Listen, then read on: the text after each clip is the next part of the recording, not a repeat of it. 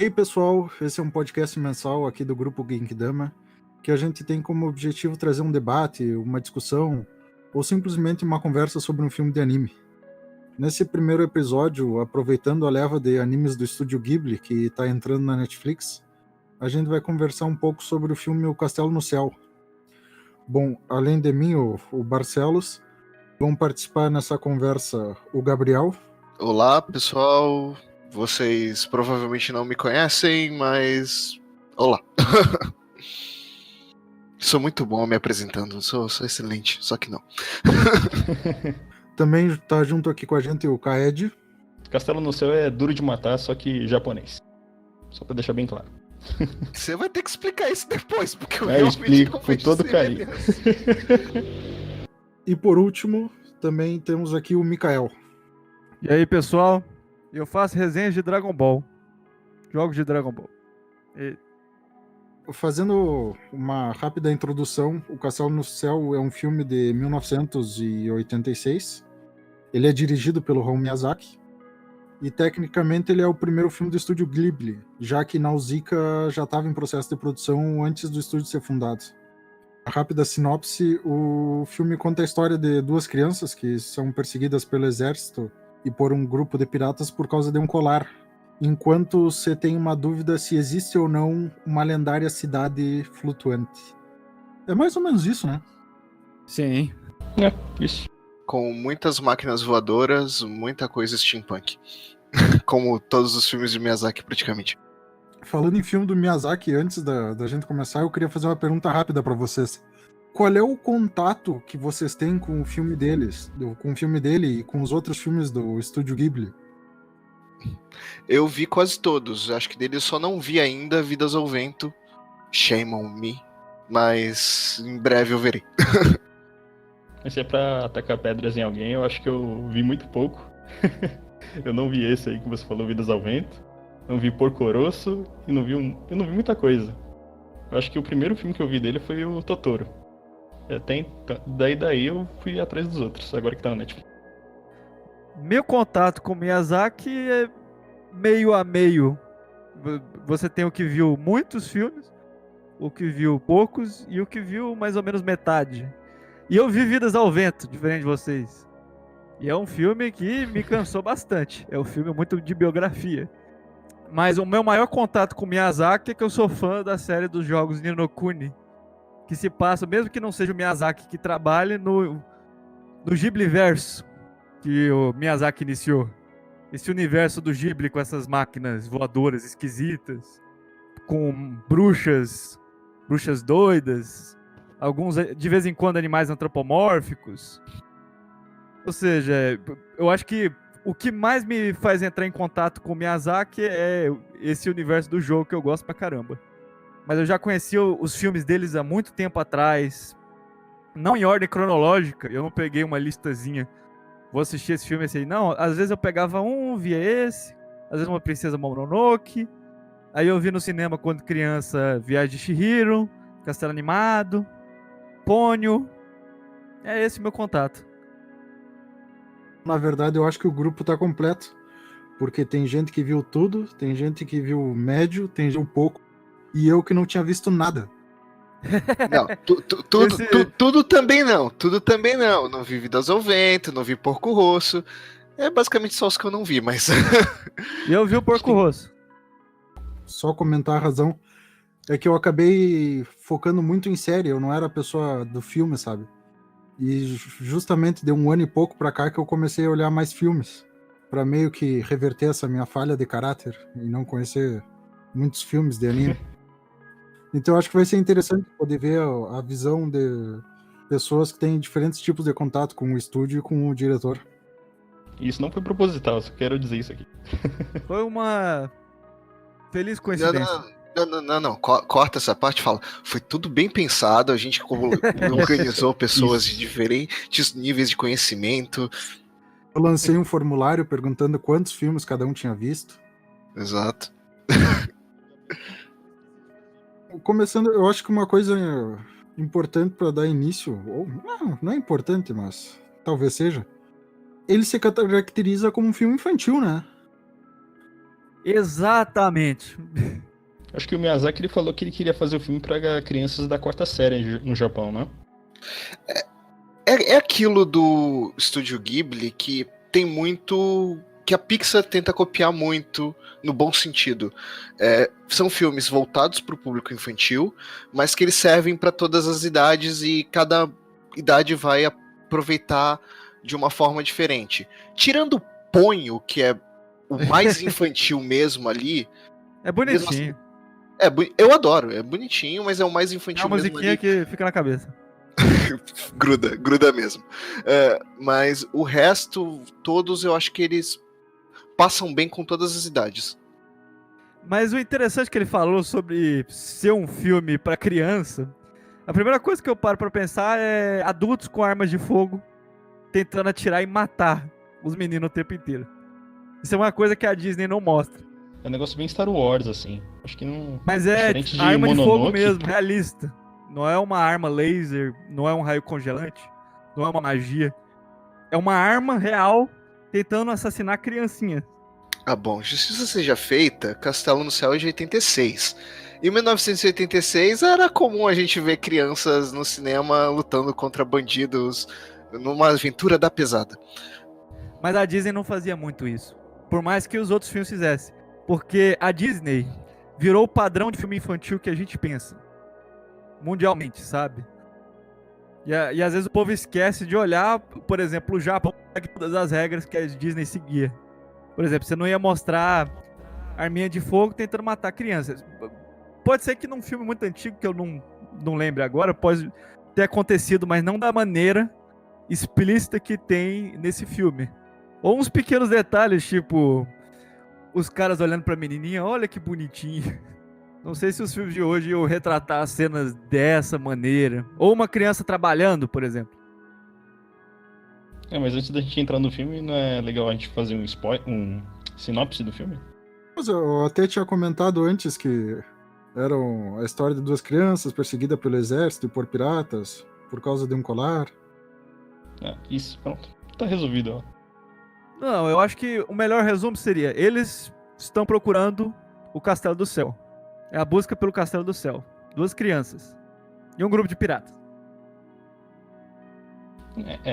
Piratas voadores. É importante. Piratas voadores de aviões mosquito. Que o Miyazaki adora desenhar esses aviões mosquito. Esses aviões com asinha de mosquito, que é muito interessante. É tipo o Toriyama com aqueles carros esquisitos que o Toriyama desenha. É o Miyazaki com os aviões esquisitos. Porque eu acho que o Miyazaki já trabalhou com aviões, né? Por isso que todo filme que ele faz... Se eu não me engano, eu posso estar confundindo um pouco, mas eu acho que o pai dele trabalhava com aviões. E ele, quando criança, ia no galpão dos aviões, ou ele morava perto de um hangar, alguma coisa assim. O pai dele trabalhava. O pai dele trabalhava. Sim, por isso que ele é tão fã de desenhar avião, cena de ação em avião. Ele fez um filme sobre desenhar avião, que é o Vidas ao Vento. E Ghibli não é grafado desse jeito, mas tem um avião italiano que se chama Ghibli. Será coincidência? Não. Muito provavelmente o estúdio é por conta desse avião. Ah, interessante.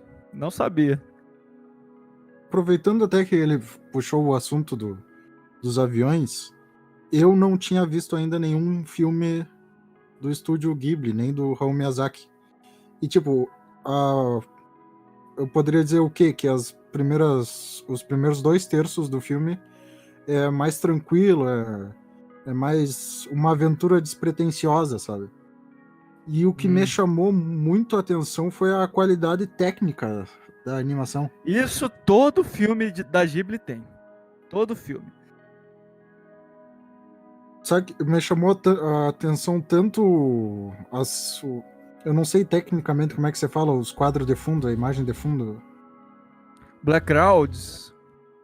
Os backgrounds, mas também as animações, principalmente nas cenas de perseguições. Tipo, Sim. eu achei espetacular a parte que que a pirata saiu correndo de carro em cima dos trilhos, não sei se vocês se lembram. Tem muita cena nesse estilo na Ghibli. Até mesmo o Kitsune tinha falado do Castelo de Cagliostro. Tinha muita cena de perseguição nesse estilo. É outra coisa que o Miyazaki gosta demais. Perseguição de avião e de carro. Tem uma coisa legal nesse filme, quando a garota cai do céu na primeira vez e o Pazu pega ela nos braços, e aí ela tem peso depois que a joia para de brilhar. Ele quase cai. Tem cada detalhe do peso. Cada detalhe dele pegando a menina, ela caindo. Pequenos detalhes é uma coisa que o Miyazaki tem. Por exemplo, eu não vou dar muito spoiler lá no filme, porque a gente começou agora, né? Mas tem uma cena que o menino tem que subir num lugar. Em vez dele só desenhar o menino subindo no lugar, tem a cena do menino tirando o sapato, ajeitando a perna, ajeitando o braço e depois subindo. É um detalhe muito pequeno, mas é muito interessante. Ou sei lá, quando alguém vai cozinhar e amarra o cabelo, ou tem o filme da Princesa Mononoke, que o cara vai tacar uma flecha, então tem ele organizando a flecha, encaixando a flecha, mirando a flecha e depois disparando.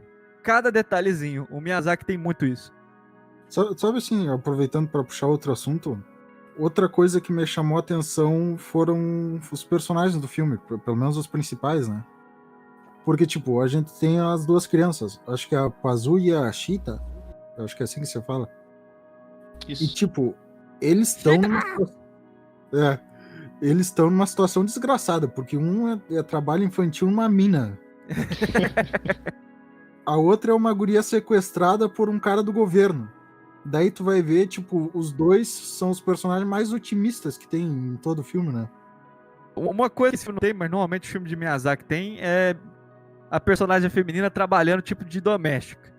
Tem muito filme do Miyazaki que tem isso.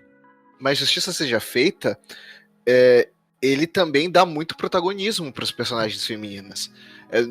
Todos os filmes, ou você tem uma protagonista, ou o protagonismo é dividido entre um personagem masculino e uma personagem feminina ali.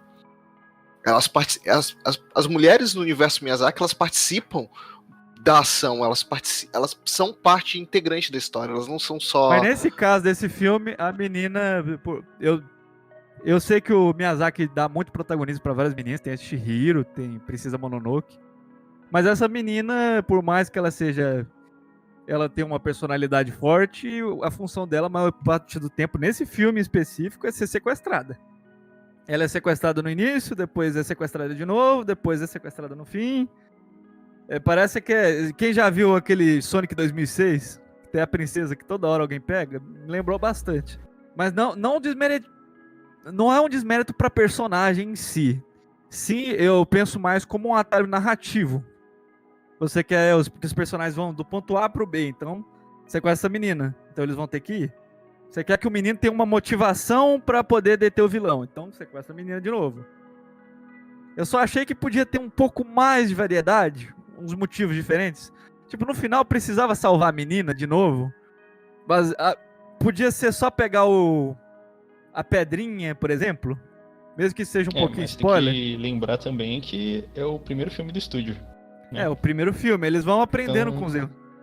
É o primeiro e não é o primeiro, né? É o primeiro filme do estúdio. Com o nome. No primeiro filme, não cometeram esse erro falando nisso. No primeiro filme, não do estúdio, mas do Miyazaki e do estúdio.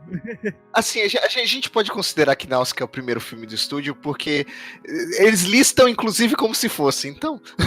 Sim, no Náusea não tem esse negócio que tem nesse filme, de menina ser sequestrada. Mas isso parou. Pelo menos depois desse filme eu não vejo muito Miyazaki fazer isso. Tem mais as meninas trabalhando de doméstica, que tem pra caramba. Tem Chihiro, tem Castelo Animado. Mas eu acho que o Miyazaki não faz isso de maldade. Ele vê uma qualidade nisso. O trabalho de casa. Que na época dele ele deve ter visto. Tem uma coisa do processo do Miyazaki, é observação. Então ele observa antes de desenhar, antes de produzir. Então, como ele fez esses filmes lá em 1900, ele tem a percepção daquele mundo, daquela época. Então, talvez ele vê visse... o valor do trabalho doméstico, que muita gente fala que é ruim, que é rebaixar a pessoa. Não, ele vê a importância pra caramba. Isso eu vi no outro filme de Castelo, que é o Castelo Animado. Eu sei que não tem muito a ver com esse filme, mas eu só tô querendo defender o Miyazaki mesmo assim, porque ele não mostra como algo negativo. Ele mostra como uma força feminina. Mas até trazendo pra esse filme mesmo, a protagonista, a Chita, ela cuida de casa, mas é porque ela tá sozinha, então ela tá cuidando da fazenda Ela inteira também dos pais cuida, que né? Tava morreram. esquecendo. E os homens não cuidam, aliás. Os homens não dão conta. Quando a menina chega, os caras ficam felizes. Ah, ela vai cuidar. Finalmente vai ter alguém pra cuidar. Finalmente alguém pra fazer comida. Tem essa ceninha lá dos caras comemorando no avião e no avião. Alguém pra limpar as coisas e fazer comida. Mas aí tu tem que ver pelo outro ângulo essa cena. Porque pensa comigo. O líder dos piratas é a mãe, que é a mulher. É a mãe. Que é E- fortíssima. Pelo fato deles comemorarem a questão de, ok, vai ter alguém pra fazer a comida e tudo, é que na verdade eram eles que faziam, não era a mãe. Sim, mas o detalhe que eu tô querendo dizer é que eles faziam mal feito. Ah, sim.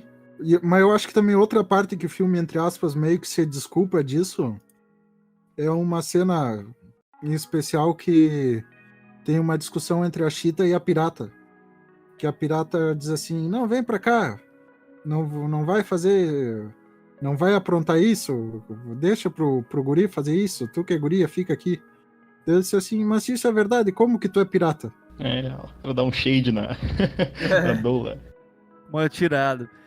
Mas olha só, eu queria falar um pouco sobre a trama, né? Que a gente parou nesses pequenos detalhes. Antes eu queria falar um detalhe, que esse filme, ele tem uma leve inspiração aí, não tão leve, mas em Viagens de Gulliver. Porque Sim, não, o Júlio Verne como um todo. é que Viagens de Gulliver não é Júlio Verne, é Jonathan Swift. Mas também o Viagem de Gulliver é citada, mas tem Júlio Verne como um todo.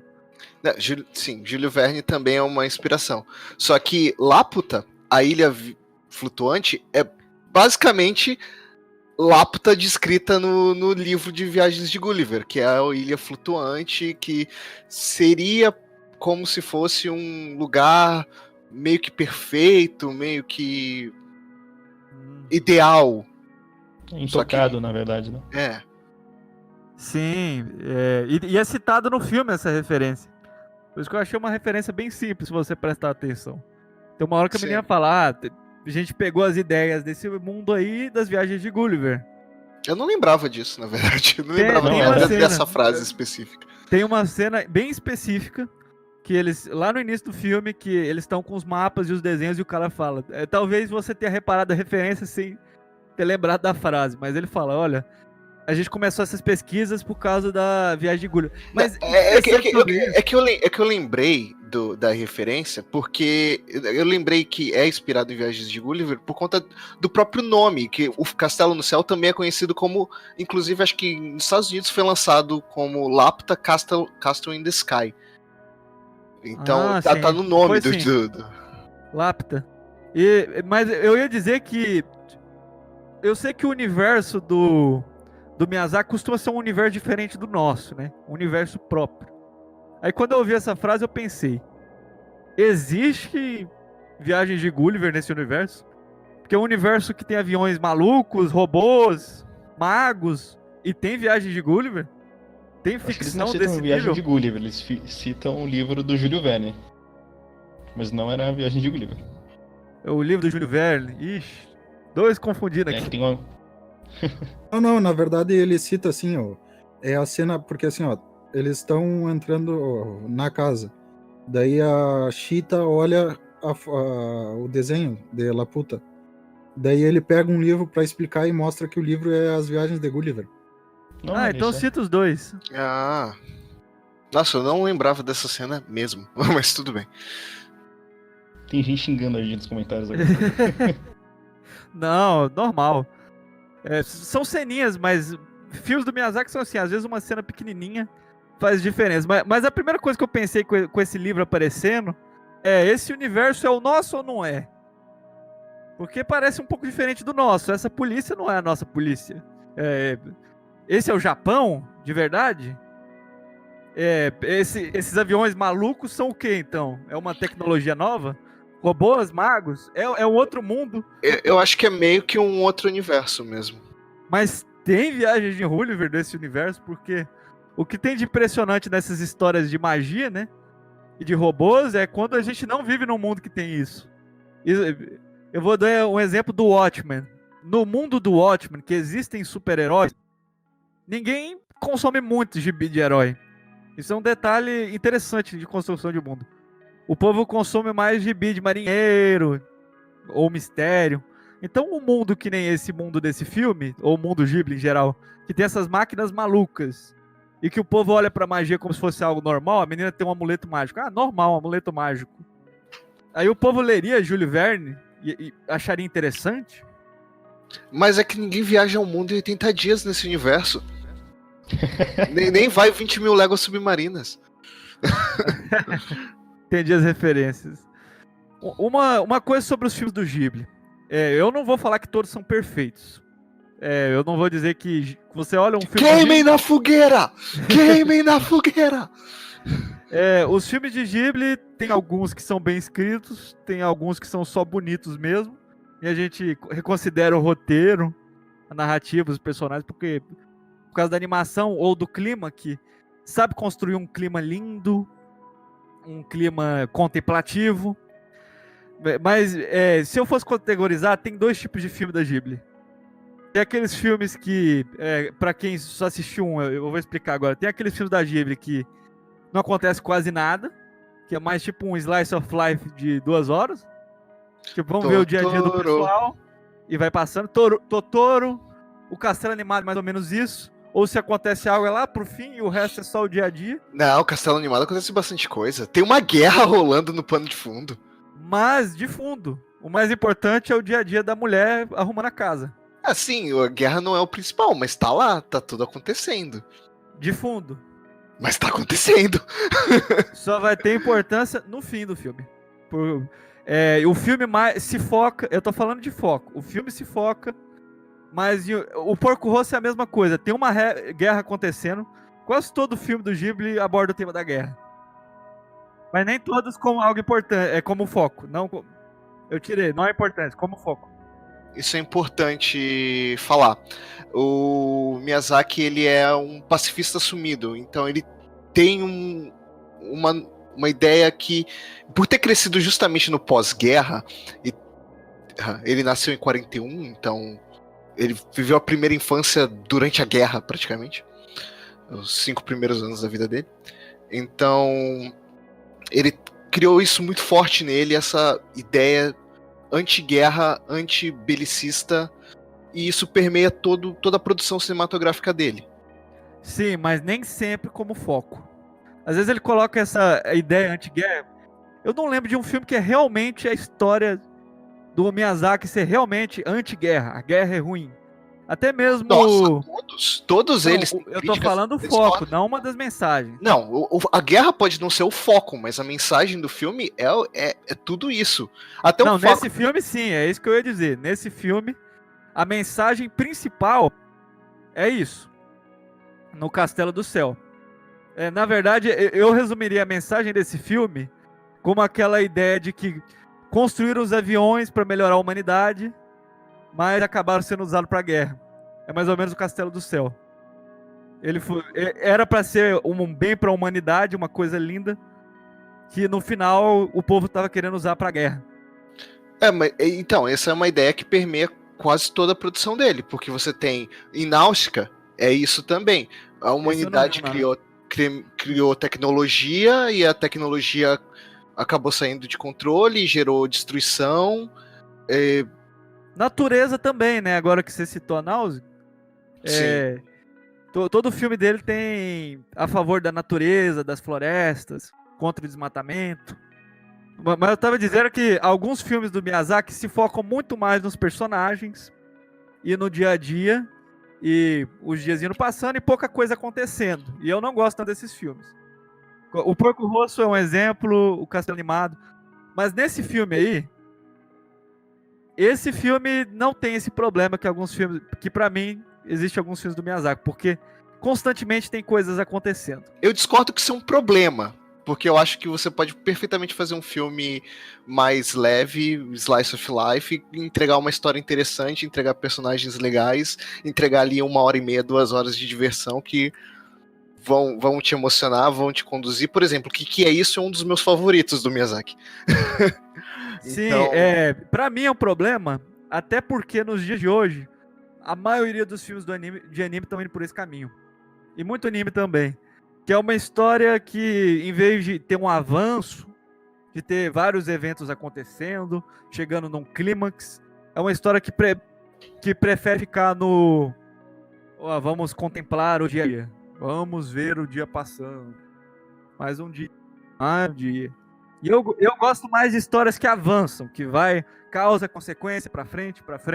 Isso acontece. É legal, às vezes é relaxante, sim. Mas eu acho que é uma narrativa mais bem construída quando não tem grandes intervalos. Eu discordo que seja uma narrativa bem mais construída. Eu acho que é um filme diferente, com uma temática diferente. E aí tudo bem, você gosta mais de um e de outro, mas em termos de construção, um filme pode ser... por exemplo, Totoro é tão bem construído quanto Princesa Mononoke, por exemplo.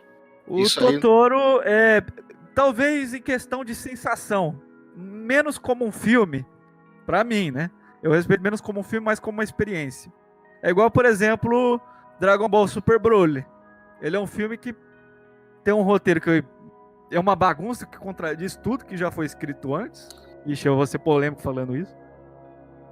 E reconstrói, né? Eu acho que é uma bagunça. Mas como experiência é muito legal, porque quase 1 hora de luta. Pra quem gosta de luta, vai achar o filme, ok, 1 hora de luta. Peraí. Barcelos, vamos fazer o seguinte, Barcelos. A gente sai pra aquela porta do lado ali, ó, e deixa eles se pegarem na porrada. Treta. Não, eu não vou na treta. Eu já tô aqui arrumando a banheira e botando gel pros dois se pegarem. Né? Não, coronavírus, cara. Não pode ter Então contato fecha a físico. porta, vamos assistir. Mas enfim, se eu tô ressaltando as coisas que eu disse que eu não gosto nos outros, é que eu tô ressaltando que eu gosto desse. Falando do que eu não gosto dos outros. Porque esse sim é um filme que tem constante progresso e ainda consegue manter alguns momentos clássicos do Miyazaki de contemplação, de dia a dia. Tem aí, mas não interrompe o ritmo da trama. Tem muita coisa acontecendo, mas ainda tem aquele momento da menina na cozinha, com os caras lá. Você tem o momento deles voando juntos, o momento deles lá em cima conversando. Você tem o momento deles admirando o mundo quando eles finalmente se encontram. Mas, tipo, não vai enrolar meia hora, não vai enrolar metade do filme só disso. Por exemplo, quando eu pensei nesse filme, eu sempre quando vejo um filme, eu já tenho uma ideia prévia do que poderia ser. E é bom que muitas vezes eu me surpreendo. Eu tava esperando que nos primeiros minutos eles já estariam nesse mundo do céu, porque conheceram Miyazaki, e boa parte do filme fosse deles admirando o lugar, vivendo o dia no lugar, se conhecendo no lugar, conversando com o robozinho, sei lá, montando no robozinho, e gastasse um enorme tempo nisso. Mas não foi, né? Porque quando chegou no final, teve o tempo certo. Eles conheceram o lugar, conheceram a beleza do lugar, e depois a história já foi para os caras chegando e tentando estragar. Porque a ideia de que é um lugar lindo e que está sendo corrompido pelos vilões, que são os vilões que são da guerra, eu não sei qual guerra, não sei se é a guerra do Japão, não é importante, né? São militares, não importa de qual país, não importa. Eu acho interessante deixar isso de lado. Porque assim a gente não coloca lados políticos, é qualquer tipo de militar. Eles estão querendo usar como arma de guerra o lugar e tirar os recursos. Antes da gente entrar em spoiler, é legal cada um falar o que gostou e o que não gostou no filme, e a gente pula para as partes, não é melhor assim? Então, antes da gente entrar mais pra parte final do filme, que eu acho que é interessante que justo nos últimos 25, 30 minutos onde acontece mais coisas, né? Eu acho que seria interessante cada um falar rapidinho o que gostou, como disse o Kaed, o que não gostou e se recomenda assistir. Isso aí, vai daí, Barcelos. Olha, pra ser sincero, assim, nos primeiros 2/3 eu tava muito impressionado, mas não era tanto em questão de roteiro, mas sim mais na questão de animação. tanto como eu falei nos Hum. backgrounds, como na parte das perseguições. Mas na terceira parte deu para observar bem várias coisas que o Hayao Miyazaki pensa e a mensagem que ele tentava mandar com o filme. E eu achei bem interessante o final. Vale ressaltar que a maioria das mensagens que ele manda são bem sutis. Até Sim, ele não joga na cara, tipo, a propaganda, vocês são horríveis por desmatar. de forma sutil. Por exemplo, tem uma parte que tem um poema. Daí, só no citar o poema, tu vê que existem 4, 5 mensagens ali, só que não é, tipo, jogado na cara, é bem nas entrelinhas do poema. E isso eu achei bem interessante e eu acho que vale a pena conferir. Principalmente para saber o que era um filme de qualidade logo em 1986. Então, para mim, vale a pena a indicação. E por ti, Gabriel? Eu gosto muito da ambientação dele, assim. O construção do universo que ele faz. Ele vai te entregando coisas daquele mundo aos poucos. E eu gosto muito de steampunk, então ter esse visual steampunk já me conquista logo de cara. Então acho que se fosse pra dizer o que mais me chama a atenção é isso. E é um filme muito divertido, é um filme de aventura clássico mesmo. Então acho que sem dúvida vale a pena ver. Até por ser o primeiro filme oficial do estúdio, então é meio que obrigatório, vai, entre aspas, obrigatório. Tá, mas aí eu pergunto pra pessoa que viu todos os filmes o que ela não gostou no filme. Cara, eu te falo que eu vi há muito tempo, eu vi uns anos atrás, e eu gostei muito mesmo na hora que eu vi. Eu não consigo lembrar algo que eu olhe e fale assim, nossa, isso aí não funcionou tanto pra mim. Não consigo mesmo. Eu vou deixar pra falar quando for a minha vez de falar do filme. Fala agora. Bem, tem aquele detalhe que quer dizer, o que eu não gostei do filme, né? Eu teria que falar, olha só, pra ressaltar o que eu gostei, quer dizer, o que eu gostei, eu vou falar o que eu costumo não gostar em filmes de Miyazaki, que eu já te disse, né? Tem esse lance de que eu acho que a motivação dos personagens, né, principalmente do menino, é resgatar a menina o tempo todo. Eu acho muito alternativo. Porque quando eu vejo filme, por mais que eu admire a animação, assim como a Pixar, Estúdio Ghibli, todo filme tem animação boa, então eu nem considero mais. Quando eu vou parar, pensar nesse tipo de aspecto. Eu gosto muito das ideias do filme. É a metáfora do... A gente cria, é o que eu falei antes, cria os aviões para fazer o bem, mas no fundo eles usam para atacar bombas. Eles criam uma ilha mágica cheia de florestas e máquinas, mas eles querem usar para criar bomba. E eu gostei da mensagem que o Miyazaki quis passar e do constante progresso que a trama tem. O que eu não gostei muito seria mais motivação do protagonista, tirando salvar a menina e fazer o que a menina quer. Ele não tem um grande desejo de encontrar a ilha, ele não tem um grande objetivo, ele é mais levado pelas circunstâncias. Você tem que impedir o vilão de chegar lá. Ô, Mikael. Hã? Mas daí eu tenho que lembrar uma coisa.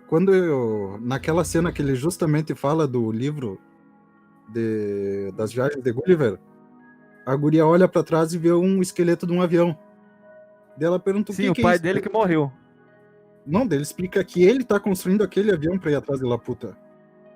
Sim, eu tava esquecendo dessa cena, mas eu me lembrava. Ele tá indo atrás por causa do pai dele, mas eu não consegui, não teve uma construção pra eu ver realmente um grande objetivo. Ele é o sonhador que quer chegar lá. Tem essa cena pequenininha, mas eu não senti com a trama. Você vê uma motivação forte. Mas eu te pergunto, ele realmente precisa desse grande objetivo? Será que eu vou dar um exemplo de outro filme parecido que teve o protagonista diferente, que é o Atlantis. O Atlantis é a mesma ideia. Tem um protagonista que quer chegar em Atlantis, que é uma terra mágica e tal. Ele tá a vida toda pesquisando, lendo os livros, só que a gente vê isso... Quando ele fala sobre Atlantis, ele tá todo empolgado, assim. Atlantis, pô! Ele tá sempre lendo, falando o tempo todo como será aquela terra, ressaltando o tempo todo. Quando eles estão durante a viagem, o protagonista tá comentando como será quando a gente chegar lá. O que a gente vai ver quando chegar lá. Mas quando ele tá chegando nesse lugar, o foco da história é nele estar apaixonado pela menininha. Que, outra coisa que eu não gostei muito, e normalmente Miyazaki faz isso, quando ele vai construir reação eu olhei pra pessoa, pronto, gostei. A menina caiu no meu braço, pronto, tô apaixonado.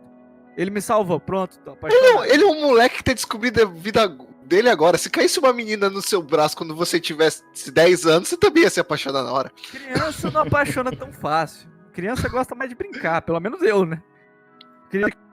Não, já quero casar com a menina. Tudo bem se eles virassem amigos e tal. Pelo menos mostrar. É uma menina que caiu voando do céu com um negócio brilhante. Eu sei, mas isso não constrói uma. É tipo, imagina cair a mulher mais linda do mundo com um negócio no seu braço. Você vai achar linda? Sim. Você vai. Pode ter um desejo de querer namorar, sim, mas não há uma construção de relação genuína. É mais um desejo.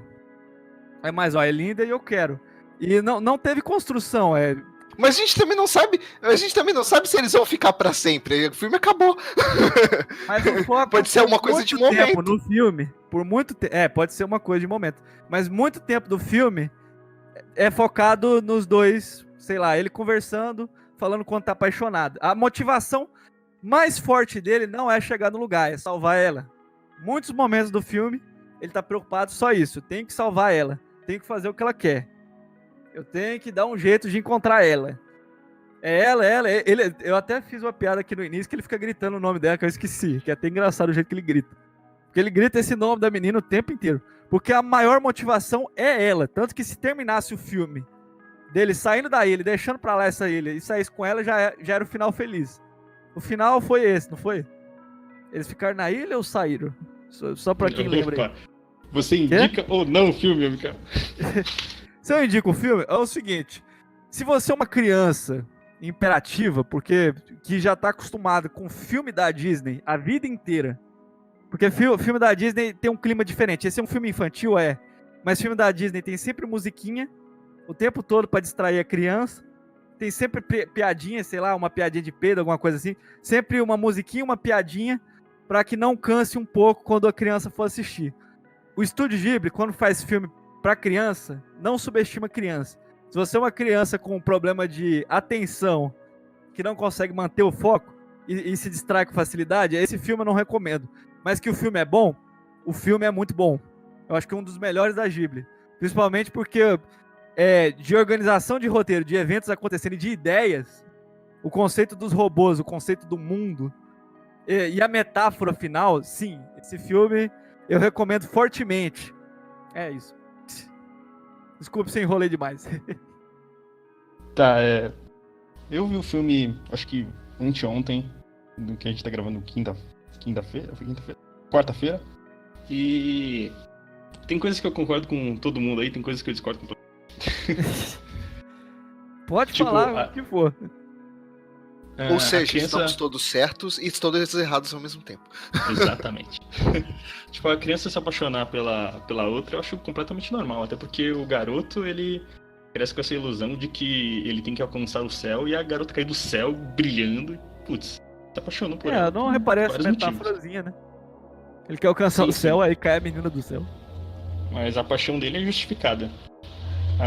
Só que tem lances que acontecem que aí eu já não gosto muito, que tem o avião que o pai dele, que ele tá construindo por causa do pai dele e tal, que aparece. Só que coisas que são mostradas em filme, roteiro e essas coisas, e nunca mais aparecem, ninguém nunca mais toca no assunto, meio que me incomoda um pouco, assim.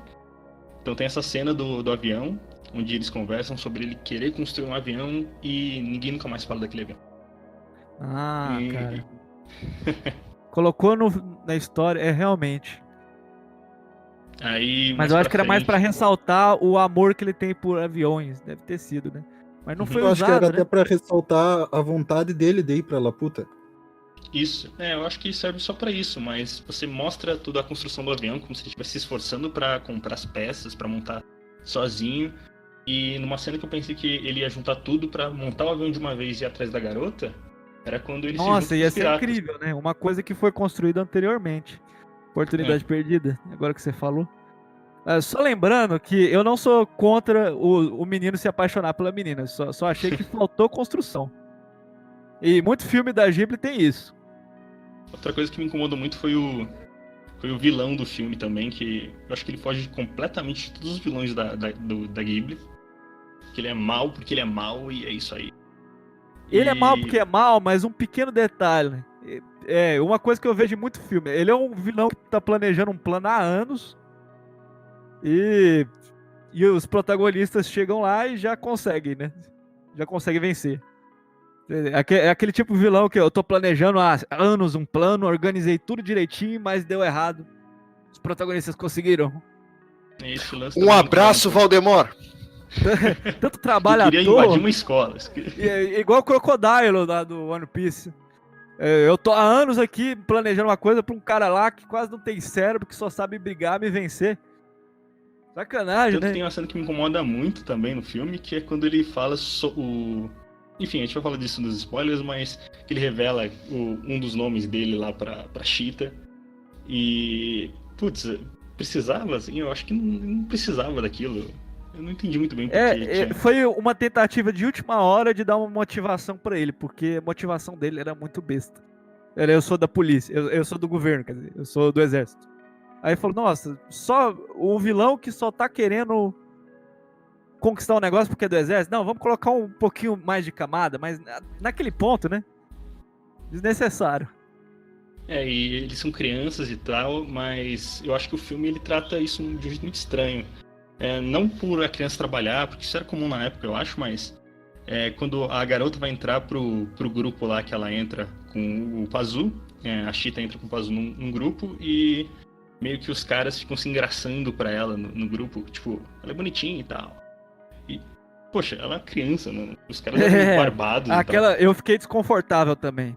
Aquela cena que eles estão cozinhando, né? E o cara tá entregando flor, o cara tá vermelho. Acho que isso até foi um erro no diretor tentar mostrar que que aqueles piratas eram meio infantilizados. E daí, demonstrar, como eles são infantilizados, eles vão ter interesse por uma criança, só que no final acho que saiu meio pela culatra e ficou Nos dias mais de hoje a estranho. gente sabe que não é muito certo, né? Representar a cena desse jeito. Mas falando de cenas que eu gosto do filme, tem essa cena Soou muito que eles estavam tendo um interesse romântico pela menininha. Mas falando de cenas que eu gostei muito do filme, é a cena que ela cai do céu e ele agarra e tem o peso dela e ele tem que segurar. Quando ele tá tocando o trompete dele pra acordar todo mundo. É uma cena longa no começo. O começo que eu gosto bastante, aliás. Ele é lento, vocês gostam mais do final, aparentemente, que tem mais ação, mas eu gosto mais do começo mesmo, porque mostra a cidadezinha, como ele trabalha com o chefe dele, como ele tem envolvimento com todo mundo. Tem muito filme do Miyazaki que esse começo desse filme é 100% do filme. Se você gostou desse começo, tem outros filmes do Miyazaki que é mais ou menos esse estilo, só que o filme inteiro. A preocupação de mostrar as pombas lá no que ele cuida e ele soltar antes de partir na viagem dele. Eu acho isso muito legal, assim, os detalhes muito bacanas. E o filme, cara, é lindo, assim. Que é um dos melhores filmes da Ghibli que eu vi. Não sei se é o melhor, porque eu não vi todos ainda. O Gabriel tá vencendo nas corridas aí. Mas eu gostei muito do filme, eu indico para as pessoas que querem assistir. Eu acho que é um bom filme para começar, inclusive. Então agora vamos para a parte dos spoilers. Então se tu ainda não assistiu o filme e quiser ver, eu aconselho a ir lá, dar uma olhadinha e depois voltar aqui de novo. Ou não, se você não se importar com os spoilers. Fica aí. Eu acho que a gente já spoilou bastante. Também tem isso. Bom, chegando mais para a parte final do filme, eles conseguem fugir do castelo e vão atrás de Laputa junto com os militares, né? Os piratas junto com o casal de crianças, que não é um casal, mas tá. Até que eles chegam lá e a gente meio que descobre o que Laputa era. Era meio uma cidade super tecnológica e que por algum motivo os habitantes saíram de lá. E me diz uma coisa, o que vocês acharam assim dessa parte final? Gostaram da ação, da mensagem? O que chamou a atenção de vocês? Eu particularmente achei o filme bastante, que nem eu disse aqui no começo, ele é o Duro de Matar japonês. Porque Explica isso. quando chega nessa parte do filme, o vilão, ele é exatamente o vilão do Duro de Matar. Ele quer invadir o castelo, que é um Nakatomi Plaza, só que voador. O garoto, ele tem cena que ele tira os sapatos pra pegar a arma e lutar contra o cara. Putz, é muito duro de matar essa cena, assim. E, cara, se você pegar o filme e comparar os momentos finais com os momentos finais do filme do Duro de Matar, eu acho impressionante como que é parecido, assim. Não sei se eles saíram ao mesmo tempo, no mesmo ano, mas... Caraca. Não, o Duro de Matar, eu acho que ele é de 88. 88, olha. Então eu acho que Duro de Matar Não, 79. Não, peraí. O meu amigo Google aqui vai responder a pergunta. Não sei se... 88, acertei, de cabeça. Olha aí. 88. Então Duro de Matar é o Castelo no Céu americano. Claro que tem toda a lógica. Pra mim esse filme lembra mais Atlantis, da Disney. Mas se você tirar a tribo no final. Porque quando eles chegam finalmente no título do filme, que é o Castelo do Céu, não tem habitantes igual em Atlantis. Pra quem assistiu o filme de Atlantis da Disney, tem habitantes, tem uma cultura, não. Esse é um lugar que ao mesmo tempo que é inabitável, que tem alta tecnologia e tem plantas e é lindo, né? Ele também é uma arma de destruição em massa. E eu acho que esse lugar em específico, mesmo que não seja dito na cara, isso que é interessantíssimo, é a grande metáfora que eu repeti umas 3 vezes ou mais aqui na live. A metáfora da construção humana ser usada para o mal. Um lugar lindo desse, que é uma grande arma, né? Que estão querendo usar na guerra. Não é só uma utopia. É uma arma. Uma coisa que não fica bem clara também é que eles dizem no filme que os habitantes de lá, eles dominavam o mundo embaixo da superfície, na Terra, e não tem mais nenhum. O que aconteceu com eles eu não faço a menor ideia. Eles não falam no filme, aparentemente só tem a Cheetah e o vilão. Na verdade, essa daí foi uma coisa que eu me liguei, que é justamente uma mensagem que tá bem sutil na parte do poema, que a guria cita o poema pro vilão, porque ela é descendente de Laputa. Daí tem tipo um poema que é passado de geração em geração. Daí uma coisa que o poema diz é que não adianta tu ter armas ou tecnologia. Não é bem tecnologia a palavra, mas é tipo, não adianta ter armas ou robôs se tu tá longe da terra e das tuas raízes. Então, tipo, pra mim o que dá a entender é que o pessoal, tipo, largou Laputa pra voltar à terra, entendeu? Não, mas o que ele falou é que eles usavam Laputa pra conquistar o mundo. De baixo. Mas porque tava se referindo a Laputa como uma arma, né? Estavam usando a arma pra passar o medo nas pessoas e conquistar o mundo. Mas eles pararam com isso pra ir pra terra, né? Eu também achei meio confuso isso. Eles usam essa arma, conquistam a terra e depois descem na terra. Depois volta. E o que ficou mais confuso é, tipo, tu desistir da arma, mas tu ainda guardar a peça que faz a arma ligar de novo.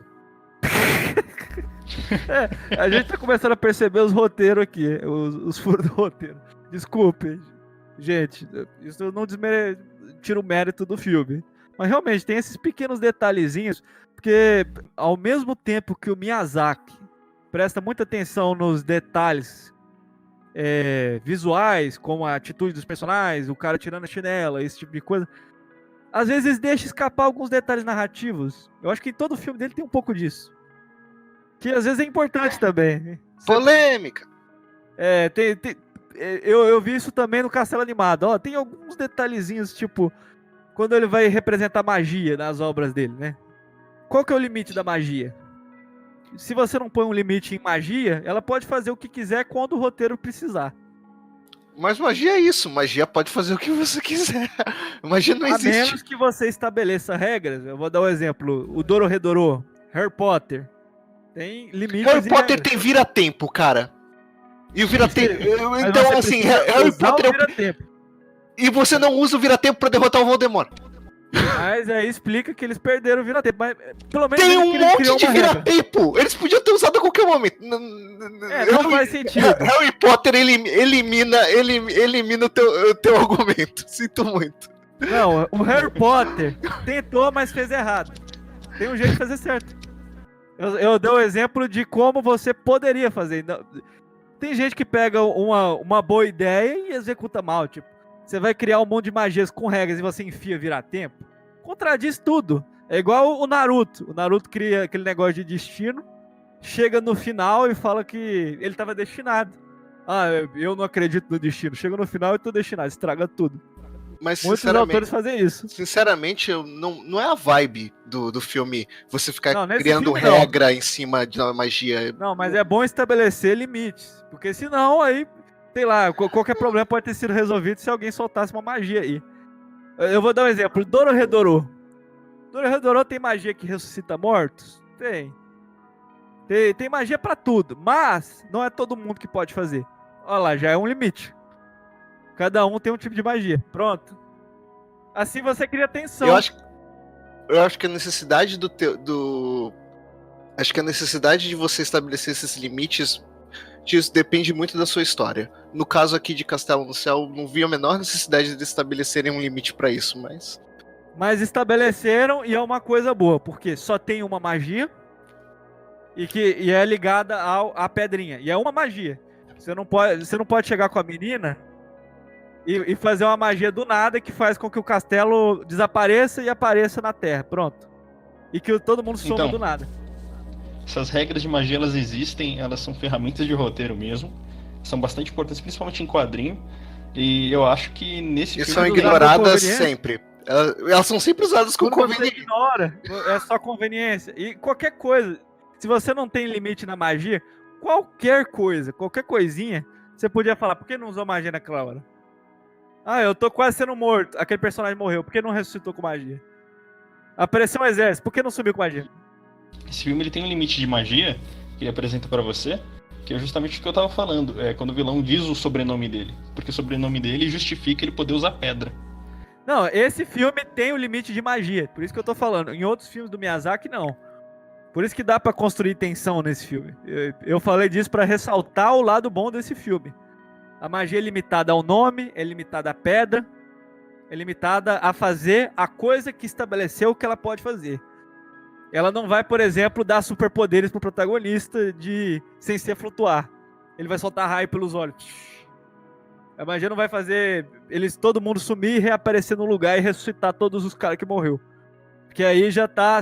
Que muitos autores fazem isso. Olha, eu estabeleço as regras, mas no final... Não, vou enfiar mais uma regrinha aqui. A magia pode fazer isso também. Pode ressuscitar os mortos. Agora pode. Mas esse filme não, ele estabelece no início e no meio o que pode e não pode fazer. E respeita isso até o final. É uma coisa legal desse filme. Mas, por exemplo, o castelo animado do Miyazaki, o cara... Quando ele tá com um momento de tensão, eu fico pensando o que ele não podia fazer com a magia dele. Porque o filme todo mostra que ele podia fazer de tudo. Tinha um preço. Tinha o preço dele se transformar, mas quando ele tá numa guerra, e as coisas que ele fez no início do filme, ele podia ter ganhado. Se ele usasse. Mas ele não faz. Mas tinha um preço. É isso que você não percebeu do filme. Eu percebi do filme. A história do filme é justamente ele se transformando em um monstro e ela tentando impedir que ele se aos poucos, não imediatamente. Se ele usa toda a magia de uma vez, ele se transforma em um monstro de uma vez. Mas ele tava usando magia o tempo todo pra coisa besta, tipo mexer o castelo, tipo criar uma floresta. Tipo... Ô, pessoal, só vamos tomar cuidado que essa é a zona de spoiler do Castelo no Céu, não do Castelo Tá Animado. bom, desculpa. Tá bom, vamos ficar em silêncio aqui. Até falando na questão do poema, eu acho que o principal final desse filme, o saldo final, é tipo, meio que ser contra, não só a tecnologia em geral, mas principalmente uma coisa mais armamentícia e meio que voltar, tipo... aquela vida mais simples, tipo, que tu fica lá, planta, tipo, tá com a tua família em volta. É bem coisa do Miyazaki, ele já declarou que ele é uma pessoa do século XX, que não quer saber dessas coisas do século XXI, né? Até porque é difícil pro velho, hein? Essas coisas de tecnologia aí não veio pra ficar, não. É, só vai nos ferrar, vai tacar mais bomba na gente. Errado, não tá. Pelo menos quando ele manda essa mensagem, uma coisa que eu gosto do Miyazaki, quando ele vai fazer uma mensagem, mostrar uma mensagem dele, não é uma coisa na hora, quer dizer, na hora não, é na sua cara. Olha como você é horrível por usar tecnologia. Não é mais ou menos, ele faz de forma sutil. É os perigos da tecnologia. Não é que tecnologia é errada, tanto que ele mostra que os robôs estavam sendo usados para plantar, para ajudar os animais. O perigo de ser usado de forma errada. Sim, os robôs eles só ficam agressivos depois que os vilões chegam lá na ilha. Os militares querendo usar para um combate. Aí sim eles ficam agressivos, mas bem utilizada para ajudar. Ele mostra esse outro lado. Acho que na real o exército do filme só queria lucrar. Eles não sabiam da arma que a cidade representava, né? Quem sabia era o cara que tinha o nome o Muska. Ele que era o vilão que sabia das cara. paradas. Grande vilão Ele do tava filme. usando o exército por baixo dos panos daí. Né? Pra poder pegar a arma no final. Que eu acho estranho ele querer usar pra ele mesmo. Se desde o início o exército soubesse da arma, e em vez de falar que ele era um herdeiro da família também, por coincidência, eu acho que faria mais sentido só ser o exército querendo pegar a arma e revelar no final que não era o ouro. Eles estavam querendo a arma do castelo o tempo todo. Assim faria uma crítica ao exército, mas não é uma crítica ao exército. Em específico. Não, tanto que no início do filme mostra que ele não trabalha pro exército, porque ele chega pro coronel e manda umas ordens e o coronel fala, eu não gosto disso daí. Daí eu falo, tá bem, mas tu... É por isso que eu não, trabalho pra vocês, eu trabalho pro governo, o cara responde. Uhum. Ele é um vilão que é inteligente, né? Eu gosto desse tipo de vilão. Por mais que ele seja um babaca, ele tem planos. Tem um pequeno detalhe desse vilão, por exemplo, quando sequestra a menina. Ele tem um momento que ele tá pegar o cristal. Assim que ele pegou a menina, ele já pensou num plano, tipo... se você me entregar, eu já largo ela agora. E é bom porque é um vilão que tem... Por mais que ele seja... Ele é genérico, é aquele cara genérico. Eu quero usar uma arma e dominar o mundo. Eu quero acabar com a natureza. É esse tipo de vilão genérico normal, mas é bom para o tipo de mensagem que tá passando. Mas pelo menos ele representa alguma ameaça. Não é aquele tipo de vilão. Tem muito vilão do Miyazaki que também acaba sendo assim. Que você chega no final, não, eu era de boa o tempo todo. Sabe? Eu te perdoo, tá? Tá de boa. Vai pra casa aí. Ou não era um perigo, nunca foi um perigo. A gente era amigo. Acho que os vilões do Miyazaki eles são dúbios. Eles têm ali duas intenções por trás. Eles não são preto no branco. Tem muito vilão do Miyazaki que é um protagonista, mas que ele mostra como vilão no início, pra depois virar amigo dos brothers. Eu acho muito que acontece do vilão que ele acaba sendo vilão pelas circunstâncias, pela ocasião. No Mononoke, se não me engano, é assim. No Mononoke ou no Nausicaa, agora tu posso estar confundindo. O problema desse filme é justamente isso. O vilão ele é muito mal, porque sim. Assim. Me lembrou os vilões de Indiana Jones. Mas. Pois é. Bem Indiana Jones. Pode ter sido inspirado. Porque é uma aventura, então. É uma aventura clássica. Se você quer passar essa mensagem, é um vilão. Essa mensagem anti-guerra é um vilão funcional pra isso. Exato. Se você colocasse complexidade demais, aí o povo ia achar que tava querendo justificar. Se você coloca camada demais, aí é justificar a atitude do cara. Ele quer explodir, mas é porque teve um problema e tal. Não tem como justificar, ele tá querendo explodir pessoas. Isso é injustificável. Então, representar o vilão unidimensional desse jeito, era melhor ter mais profundidade, mas representar é funcional pra esse tipo de história, principalmente que é pra criança. Esse é o tipo de pessoa que você não quer ser. Até porque também não é uma história que se apoia muito no vilão, né? Ele se apoia mais na jornada dos dois. Mas o vilão representa um desafio mesmo assim. As atitudes que ele tem e os planos que ele tem.